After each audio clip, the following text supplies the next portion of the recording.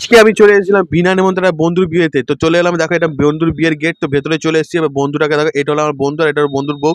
তাদের গিফট দিয়ে তাদের বিয়ের শুভকামনা করে চলে এলাম স্টলের দিকে। স্টলে কি হয়েছে খাবারের জন্য চলে এলাম। গরম গরম পকোড়া নিয়ে নিলাম। বন্ধু মিলে সাঁটিয়ে নিলাম। তারপর গরম গরম কফি চালান করে দেওয়ার পর কিছু সাবস্ক্রাইবার বন্ধুর সঙ্গে দেখা গেছে, তাদেরকে হাই হ্যালো করে দিয়ে তারপর ফুচকা রিভিউটা আমার বন্ধু দিয়ে দিল বলে আমি আর ফুচকা রিভিউ দিলাম না, চলে এলাম মেন কোর্সের দিকে।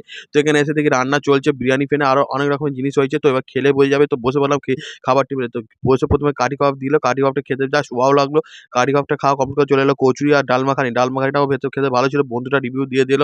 আমি আর দিলাম না, তাই জন্য বিরিয়ানিটার রিভিউটা আমি দেবো। তো বিরিয়ানির মাংসটাও সফট ছিল, আলুটাও গরম গরম বেশ সিদ্ধ হয়ে গেছিল ভালোই। তো খেয়ে দেখলাম, টেস্ট করে বেশ খেতে ভালোই লাগলো। তো চিকেন লেগ পিসটা আমি মেরে দেওয়ার পর লাস্টে চাটনি পাঁপড়টাকে খেয়ে নিলাম। চাটনি পাঁপড় খাওয়া কমপ্লিট হয়ে যাওয়ার পরে রসগোল্লা গরম গরম বড় বড় রসগোল্লা দিল, সেটাকেও পেরে চালান করে দিলাম।